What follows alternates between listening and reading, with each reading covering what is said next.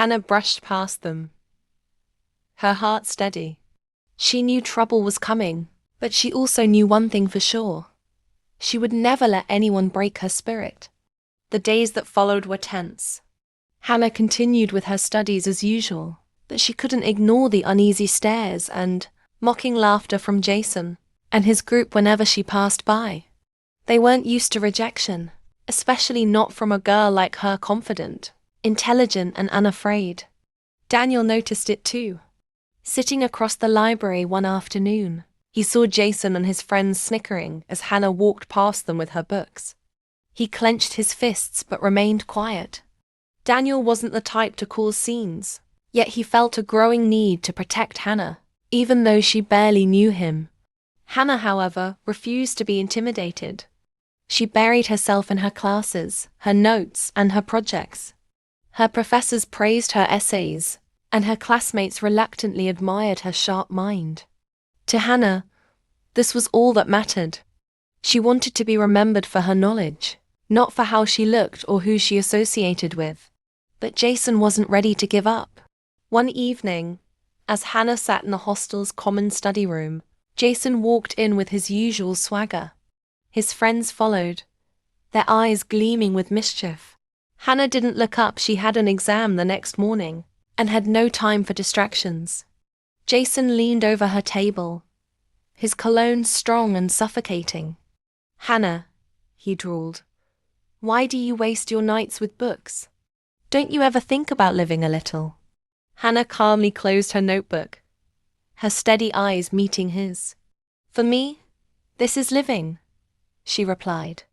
"Now if you'll excuse me, I need to study." The room went silent. A few students watched, holding their breath. Jason wasn't used to being dismissed so easily. His jaw tightened, but he forced a laugh, pretending her words didn't sting. "One day, Hannah," he said, leaning closer, "you'll change your mind." Hannah didn't flinch. "And one day, Jason, you'll realize not everyone is impressed by you." Jason's friends snickered awkwardly, and he stormed out, humiliated. Later that night, as Hannah walked back to her room, she felt footsteps behind her. She quickened her pace, gripping her bag tightly. Before panic could set in, a familiar voice called out softly, "Hannah, wait." She turned to see Daniel, standing a few feet away, his hands shoved nervously into his pockets. "Don't be afraid," he said quickly, noticing the tension in her eyes. "I just wanted to check if you're okay. I've seen the way Jason treats you. It isn't right." Hannah's guarded expression softened slightly. She had seen Daniel around campus before, quiet, respectful, always on his own. "I'm fine," she said gently. "Thank you, though. Most people just watch and laugh." Daniel gave a small, almost shy smile. "Not everyone. Some of us actually respect what you're doing here." For the first time in a long while, Hannah felt a flicker of warmth. She nodded. "That means more than you know." As they stood in the dimly lit hallway, something unspoken passed between them. Hannah didn't realize it yet, that Daniel's quiet strength was about to become her greatest support. The next few weeks brought small but meaningful changes in Hannah's life. Daniel began to appear more often, not in an intrusive way, but in small gestures that showed his concern. Sometimes he'd hold the library door open when she carried a stack of books. Other times he'd quietly leave an extra pen on her desk when she forgot hers. Hannah, who had always been alone, started noticing his presence. There was a gentleness about Daniel that contrasted sharply with Jason's arrogance. While Jason demanded attention, Daniel gave it silently, without expectation.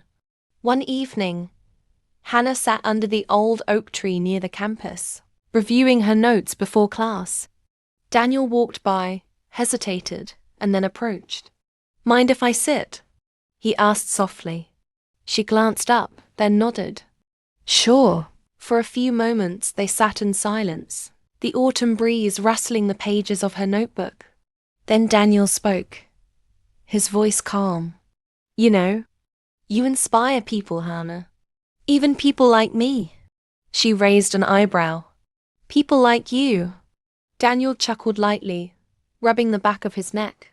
Quiet ones. The ones who don't always speak up but notice everything.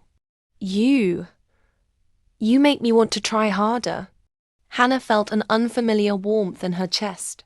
Compliments from others often felt hollow, but Daniel's words carried sincerity. She gave a small smile. Thank you, Daniel. That means a lot. As they talked, she discovered he wasn't just shy. He was thoughtful, with dreams of becoming an engineer who designed sustainable energy systems. His passion mirrored her own determination in medicine.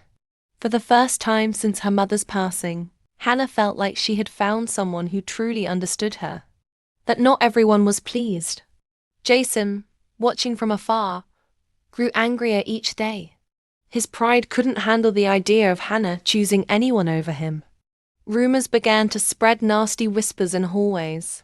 Cruel notes slipped under Hannah's door. She ignored them, but Daniel noticed the way her shoulders grew heavier.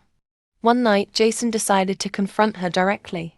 Catching her outside the hostel, he stepped in front of her with a forced smile. Hannah, he began, his tone unusually soft. I know we got off on the wrong foot, but I really like you. Be my girlfriend. I'll give you everything you could ever want. Hannah froze, then steadied herself. Her reply was calm but firm. Jason, I've told you before I'm not interested. Please stop this. Jason's smile vanished, replaced by fury. Do you have any idea who you're rejecting? Girls would kill to be in your place. Hannah's voice didn't waver. Then maybe you should focus on them, because I'll never be one of them. Jason's eyes burned with humiliation. For the first time in his life, someone had not only rejected him, but dismissed his wealth and power as meaningless. He clenched his fists, muttering something under his breath before storming off. Unbeknownst to Hannah, his anger had crossed a dangerous line. Rejection wasn't just an insult to Jason. It was a wound to his pride. And he was already plotting his revenge. Revenge. The campus atmosphere grew colder for Hannah after that night. Jason's bruised pride turned into open hostility. His friends began whispering behind her back in the cafeteria, spreading false stories about her being arrogant and cold-hearted. Some students believed the lies. Others chose to stay silent, too afraid of Jason's influence. Hannah, however, kept her focus. She reminded herself daily why she was here. For her father, for her future, for her mother's memory. Still, the weight of the gossip pressed on her. Even the strongest hearts sometimes falter under constant pressure. Daniel noticed the change. He saw the way Hannah avoided crowded places, how her once bright eyes grew weary. One evening he found her sitting alone in the library, staring blankly at her notes. Are you okay? He asked gently. Hannah sighed, her voice low. It's exhausting, Daniel. I came here to study, to work hard, but it feels like I'm in a constant battle just to exist. Daniel sat beside her, his voice steady. You don't have to fight alone. Let me be there for you. Hannah looked at him, surprised by his words. She saw sincerity in his eyes, and for the first time, she allowed herself to lean on someone else. Thank you, she whispered. While their bond grew stronger, Jason's obsession deepened. He felt humiliated that Hannah had chosen to confide in Daniel instead of him. His friends fueled his rage, urging him to teach her a lesson. A week later, Jason cornered Hannah again. This time, he wasn't smiling. His tone was sharp, laced with venom. You think you're better than me, Hannah? You think you can humiliate me in front of everyone? He snapped. Hannah stood tall, refusing to show fear. This isn't about humiliation, Jason. I simply don't like you. That's all. And you need to accept it. Her calm words cut him deeper than any insult. Jason's face twisted in fury. You'll regret this. That night, Daniel warned Hannah to be careful. Jason isn't stable, he said, his voice tense. Promise me you won't go anywhere alone after dark. Hannah nodded, though deep down she didn't believe Jason would actually hurt her. She thought his threats were just words, another attempt to scare her. But Daniel's instincts were right. Jason's pride had turned into something darker, an obsession mixed with hatred. He couldn't bear the thought of Hannah rejecting him while turning to someone like Daniel. One evening, after a late-night study session, Hannah walked out of the library with her books in hand. The campus was quiet, the pathways dimly lit. As she neared the hostel, a shadow stepped out from behind the trees.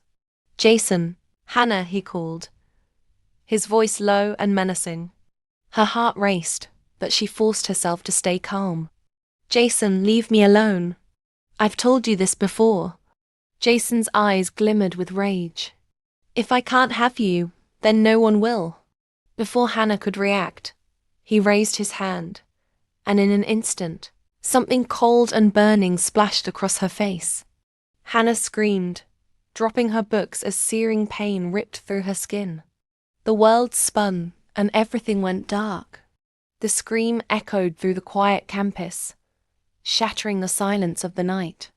Students rushed out of their rooms, confused and alarmed. Hannah lay on the ground, clutching her face, her cries filled with unbearable pain. The liquid Jason had thrown burned like fire, leaving her writhing in agony.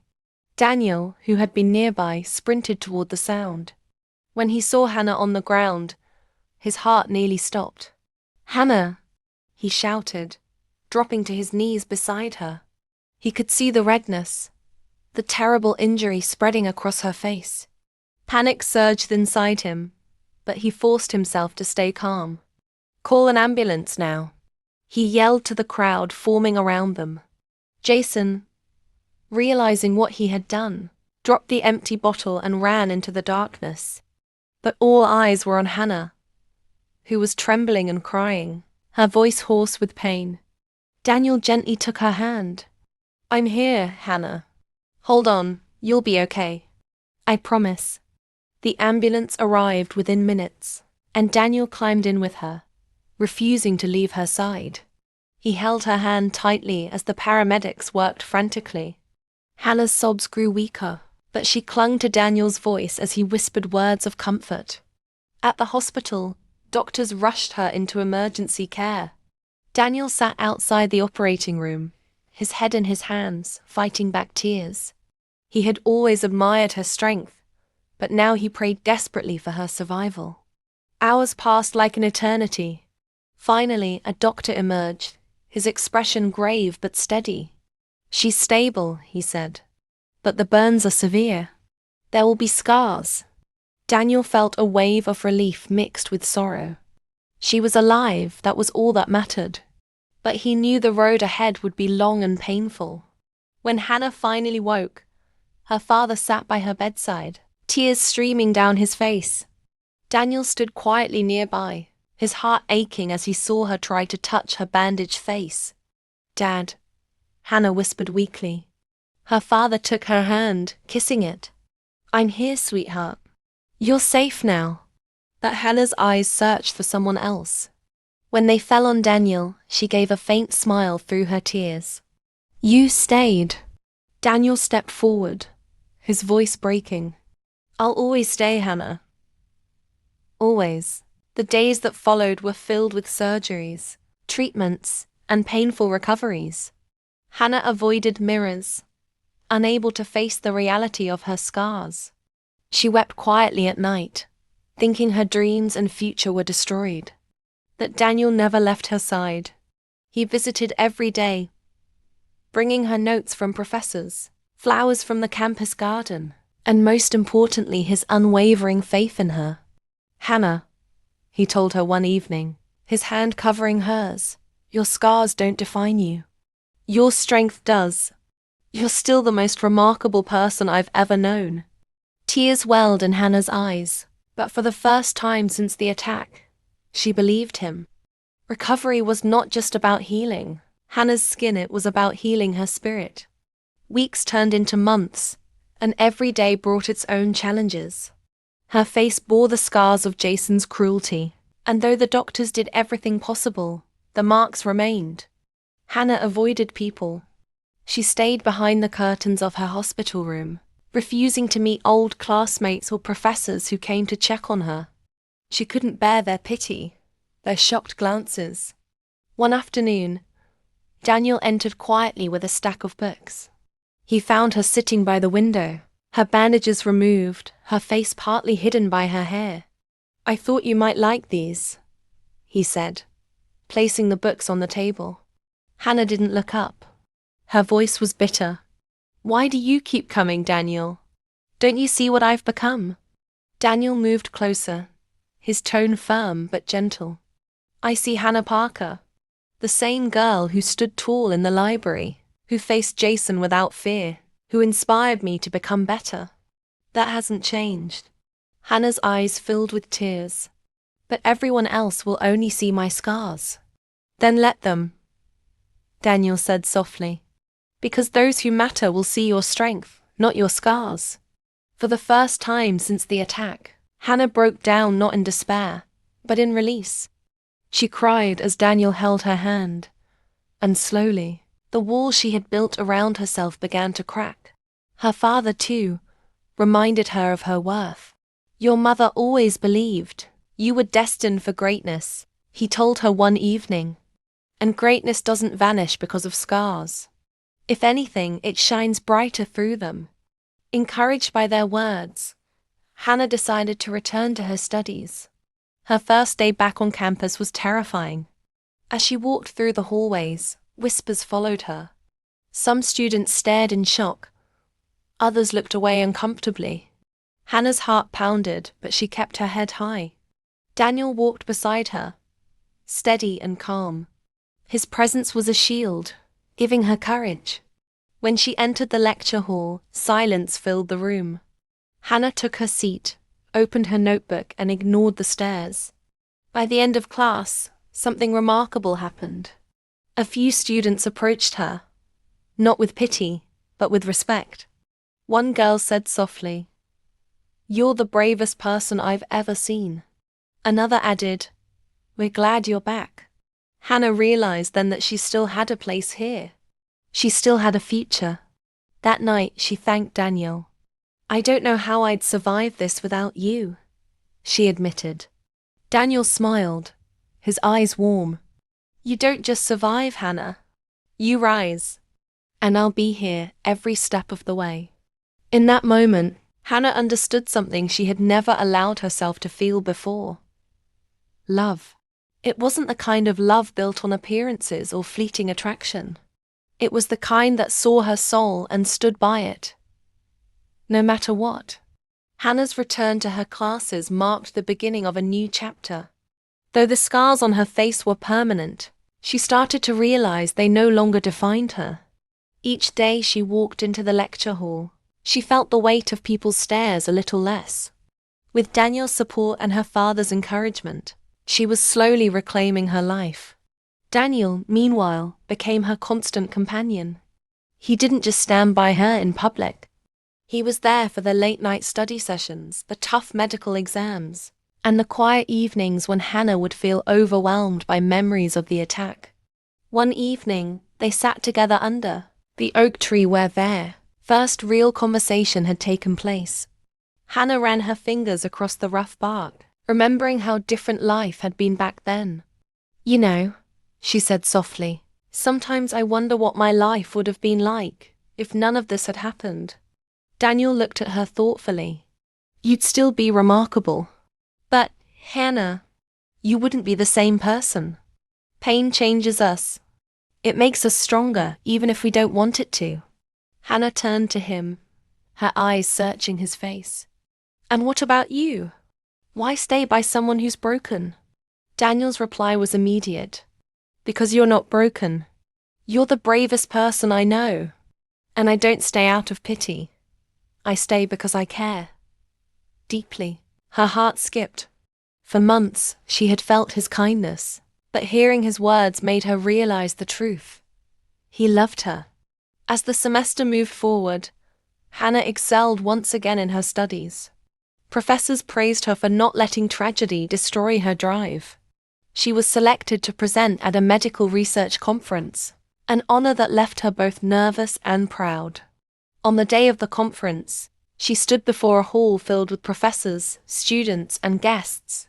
Her scarred face was visible under the bright lights, but her voice was steady, her arguments strong, and her knowledge undeniable. By the time she finished, the room erupted in applause.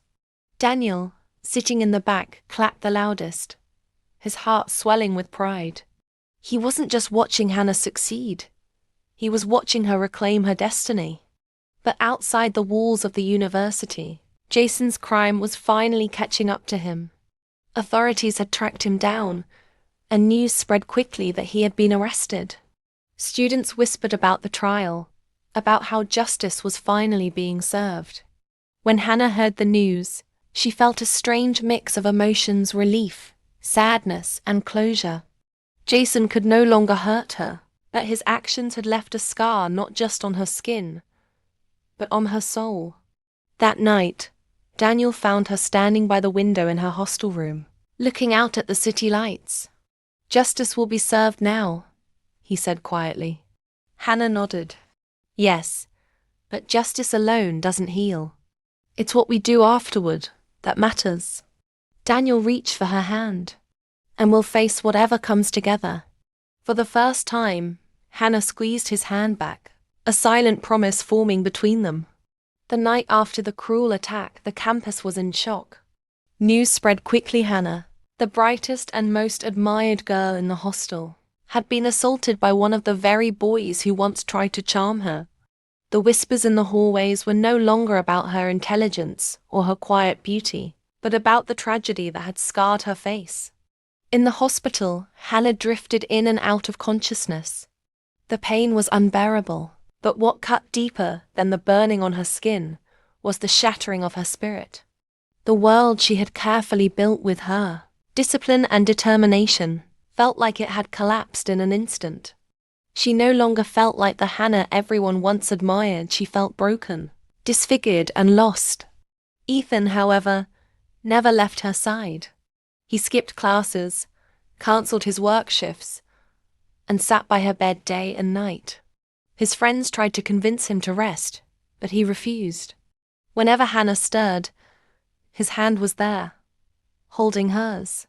Whenever she cried silently, his voice was there, calming her. "Don't look away from me," Hannah whispered one night, her voice hoarse, her face hidden beneath bandages. "I know I'm not the same anymore. I don't want you to pity me." Ethan leaned closer, his voice steady but filled with emotion. "Hannah, listen to me. You are the same girl who amazed me with your focus. You're the same girl who lit up a room just by walking in. Nothing can change that. Not even this scar." Her tears spilled freely. She wanted to believe him, but doubt gnawed at her heart. Would anyone ever look at her the same way? Would she ever be able to look at herself again without shame? Back at the hostel, the atmosphere was heavy. Some girls felt sympathy and rallied quietly in her support, while others whispered cruel remarks, their jealousy still bitter. But professors and staff condemned the act, ensuring Hannah would get justice. The boy who attacked her was arrested, and though punishment awaited him, it didn't erase what had been done. Hannah's biggest battle was not in the courts or with society. It was within herself. She had to decide whether she would let this moment define her, or whether she would rise above it. Ethan, sensing her struggle, became her anchor. He told her stories of survivors who turned their pain into power, reminded her of her dreams, and gently pushed her to think of the future rather than the past. For the first time since the attack, Hannah felt a small flicker of hope. She realized that even though her face had changed, her heart, her intelligence, and her soul remained untouched. As Ethan held her hand that night, Hannah silently vowed to herself, "I will not let them win. I will not let this scar end my story. My life is mine, and I will rise again." Hannah spent weeks in the hospital, her face wrapped in bandages, her heart torn between despair and determination. The pain was unbearable, not just the physical burning, but the emotional weight of what had been taken from her. She had always been admired for her beauty, as well as her intelligence, but now, every time she glanced at her reflection in the small hospital mirror, she saw only the scars that marked her face. Ethan was there every single day. He held her hand through the sleepless nights, reassured her when she broke down in tears, and reminded her that her worth was far beyond her outward appearance. "Hannah," he whispered one evening, "you are still the same person who captured my heart, not because of your face, but because of your soul." Though his words soothed her, Hannah still struggled to accept the new version of herself. When she was finally discharged from the hospital, she returned to the hostel, her life completely changed. Whispers followed her wherever she went. Some girls pitied her, others admired her courage, while a few continued to mock her cruelly behind her back. But Hannah was determined not to let the cruelty of one boy define her. She threw herself into her studies with even greater intensity, finding comfort in books and her ambition. Her professors noticed her resilience and praised her for refusing to give up. She spent long nights at her desk, scribbling notes, solving problems, and preparing for exams. Ethan became her constant companion. He carried her books when her hands trembled, made her laugh when silence threatened to suffocate her, and sat with her during late-night study sessions. Slowly, his steady presence began to rebuild her confidence. Hannah realized that despite the scar on her face, her intelligence, determination, and kindness still shone brightly.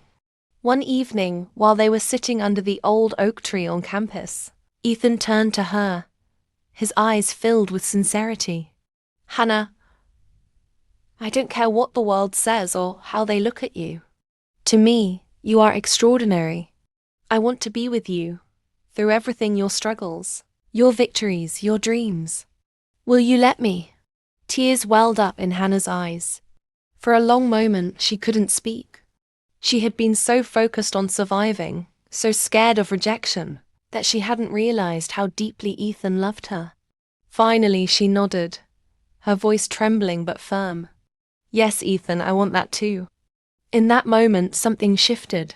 The pain didn't vanish, and the scars didn't disappear, but Hannah felt a strength she hadn't known before. She wasn't just surviving anymore, she was choosing to live, and to let love into her life.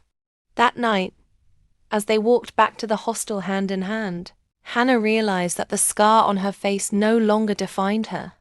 What defined her was her courage, her brilliance, and the love that had blossomed despite the darkness. The months that followed were some of the hardest, and yet most transformative of Hannah's life. With Ethan by her side, she started piecing together the fragments of her shattered confidence. Her professors continued to admire her determination, offering her research opportunities and extra mentorship. Despite the pain and the whispers, Hannah's brilliance couldn't be dimmed. One day, she stood in front of her class to present a project. It was the first time she had spoken publicly since the incident. At first, her voice shook, and she felt every pair of eyes drawn, not to her words, but to the scar that traced across her cheek. But then Ethan caught her gaze from the back of the room. He gave her the smallest nod, a silent reminder that she was more than her scars. Her voice grew steadier. Her ideas were powerful, her arguments compelling, and by the end of her presentation, the room erupted in applause. For the first time in months, Hannah felt pride bloom in her chest. She realized that even though she would never be the same girl she once was, she had become someone even stronger. Ethan admired her even more. His love wasn't rooted in pity, it was rooted in respect. He saw her brilliance, her resilience, her kindness. The scar didn't diminish her beauty in his eyes. It made her more remarkable. One evening, as they walked through the quiet campus garden, Ethan suddenly stopped. His hands trembled, slightly as he reached into his pocket and pulled out a small velvet box.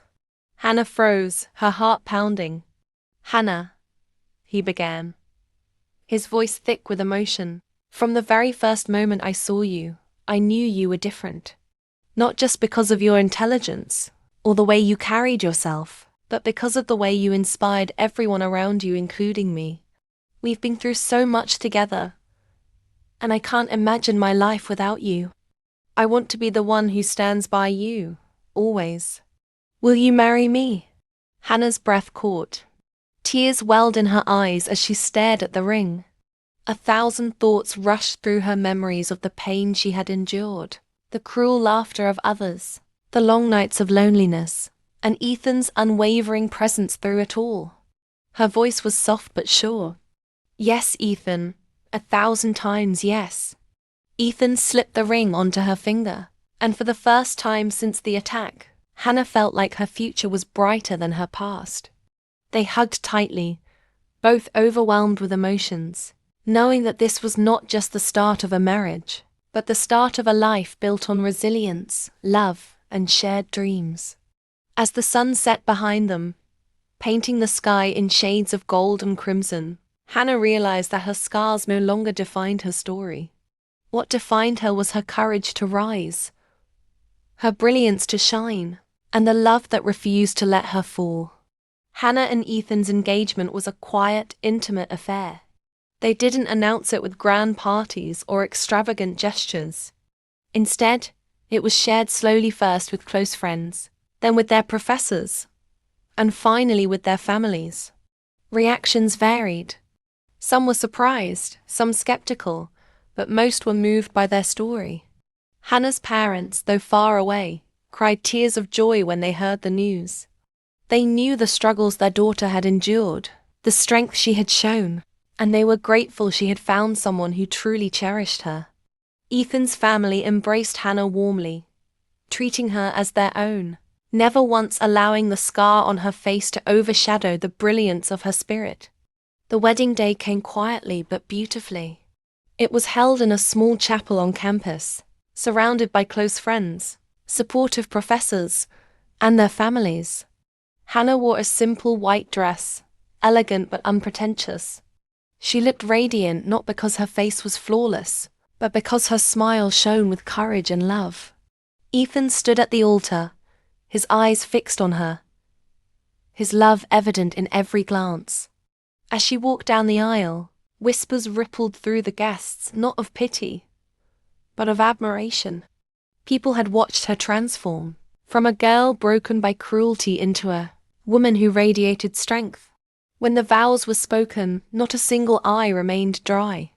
"I promise to stand by you," Ethan said, his voice steady. "Through every joy, every struggle, every scar. You are my heart, Hannah." Hannah's eyes glistened as she replied, "And I promise to love you for who you are, for your faith in me, and for never letting me forget my worth." When they sealed their vows with a kiss, the applause that followed was thunderous. It wasn't just a celebration of love, it was a celebration of triumph over adversity. Married life wasn't perfect, but it was theirs. They built it with patience, laughter, and shared dreams. Hannah pursued her academic goals with even greater intensity. She completed her degree at the top of her class, her thesis earning recognition at national conferences. Doors opened for her graduate programs, research opportunities, and eventually, a career where she could leave her mark. Ethan supported her every step, never once holding her back. He pursued his own ambitions, but always made space for Hannah's dreams. Together, they built a partnership rooted in mutual respect and unconditional love. Years later, when Hannah looked back at her life, she realized that the darkest chapter had not ended her story. It had shaped it. The scar remained, a permanent reminder of pain, but it no longer carried shame.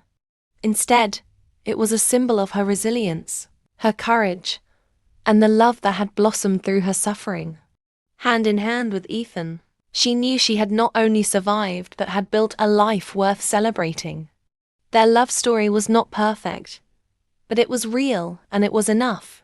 Was not perfect, but it was real, and it was enough. Years passed, and Hannah's journey became nothing short of extraordinary.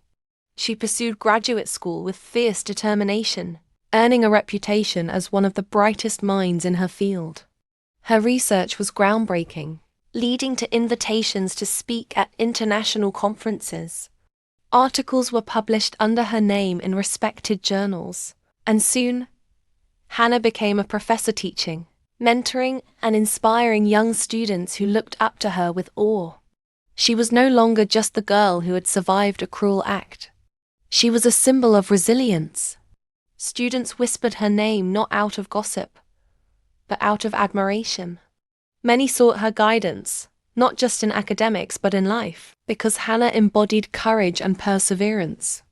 Ethan stood proudly by her side through it all. Their marriage flourished with love, respect, and deep companionship. They built a home filled with laughter and warmth, and though challenges came as they do in every life, they faced them together. One evening, as Hannah prepared to deliver the keynote speech at a major university event, she paused in front of the mirror. The scar on her face was still there, as vivid as ever. But instead of pain, she felt gratitude. That scar was a reminder of how far she had come, of how much she had overcome. Ethan walked in, adjusting his tie, and smiled at her reflection. "You're still the most beautiful woman I've ever seen," he said softly. Hannah turned, her eyes glowing. "And you're still the reason I believed in myself again." That night, she stood on the grand stage, speaking to an audience of hundreds. She didn't just talk about her field of study, she told her story. She spoke about the night her life changed, about the cruelty she faced, and about the love and determination that carried her through. The room fell silent, every person hanging on her words, many wiping away tears. When she finished, the applause was thunderous. Not just for her intellect, but for her courage, her authenticity, and her refusal to be defined by scars. Hannah had become more than a success, she had become a beacon of hope. Later that night, as she and Ethan walked hand in hand under the stars, Hannah whispered, "We made it." Ethan squeezed her hand. "No, Hannah, you made it. I just had the privilege of walking beside you." They stopped, looking up at the night sky. Hannah leaned against him, feeling the peace of a life that had come full circle. The pain, the rejection, the scars, they had all led her here, to a love that never wavered and a life filled with purpose. And in that quiet moment, Hannah knew her story wasn't just about survival. It was about rising, about love that healed wounds, and about finding strength in the darkest places. Together, she and Ethan had built a life that was not only successful but deeply, beautifully happy.